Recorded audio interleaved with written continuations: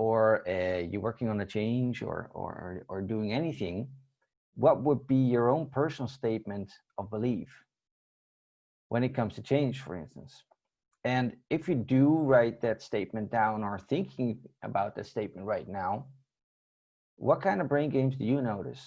Because our brain is such an integral part of our being that instantly your brain will start to think or change or influence or pivot the way you're thinking about that belief statement.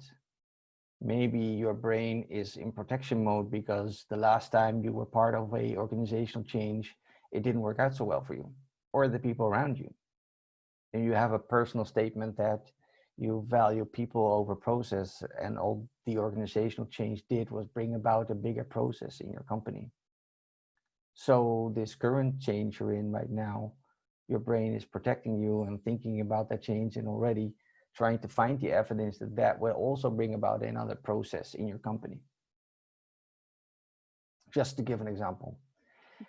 So the statement that we're trying to come across for you is that as much as our brain would like to play games and maybe turn the attention towards somebody else, so it is not as much on yourself or any other brain game that you can think about, it's in the end all about you.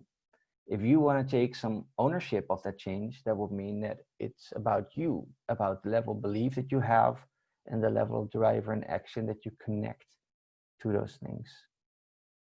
Yeah.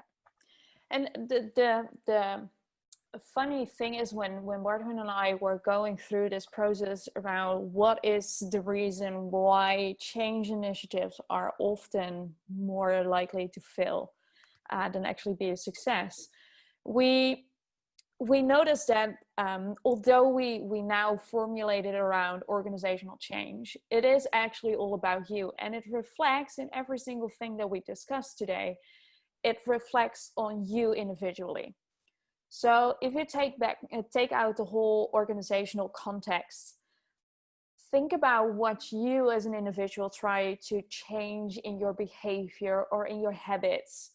And we've all have these New Year's resolutions. For some is going more often to the gym, or it's eating healthier. We all do it for a few weeks and then suddenly it doesn't stick anymore.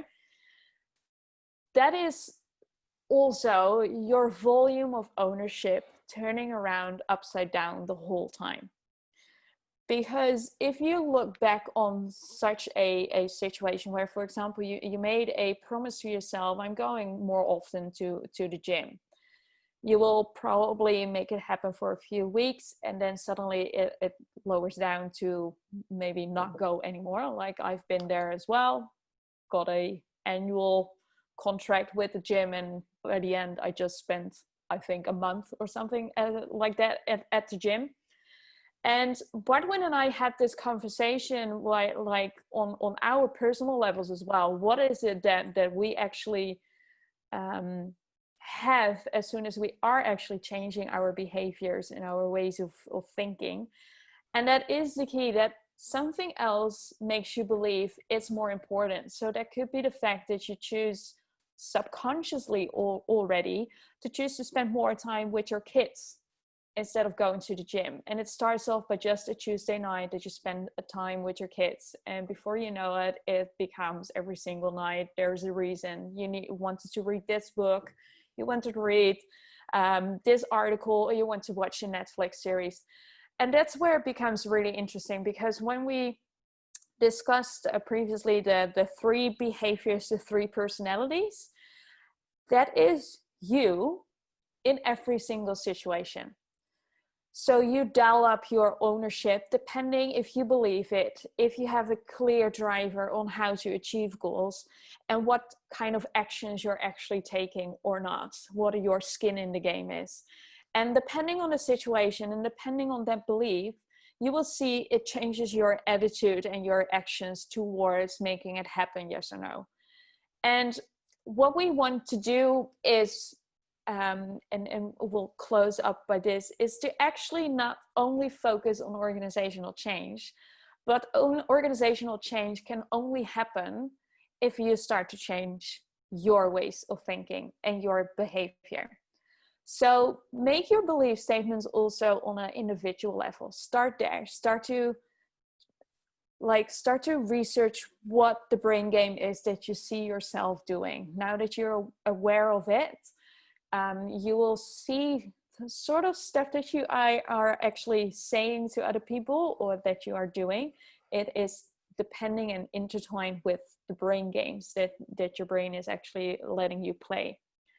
So we think, to summarize everything up, we think lots of organizations focus on organizational change based on having a driver, having a roadmap, where to go, setting the goals and the milestones, and create an action plan how to get there. That for us is a strong part, but it's what is missing to actually create ownership in your organization is the part where the belief kicks in.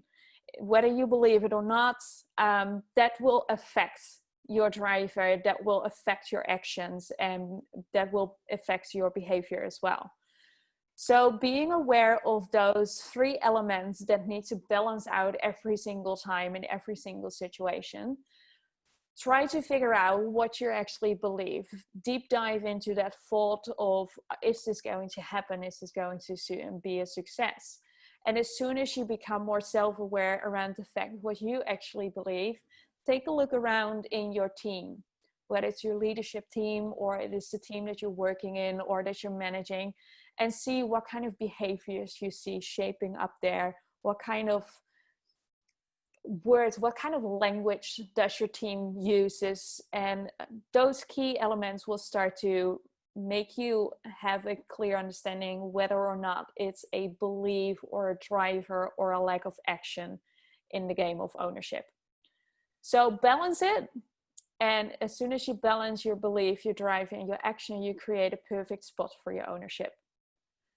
So this is what we think, well, not think, if we are talking about belief, this is actually what we believe is key in change, whether it's your personal change or organizational change. And we coach at the moment a lot of executive teams around letting go of the organizational change around your drive, and first start off by actually believe. Do you believe what you're trying to do? Do you believe you're in the right setting, the right time, the right moment?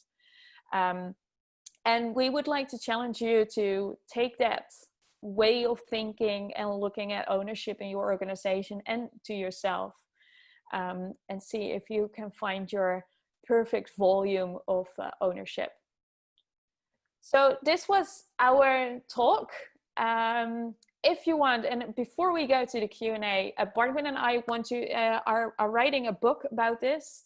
So if you want to know more, either contact on LinkedIn, we'll keep you updated. But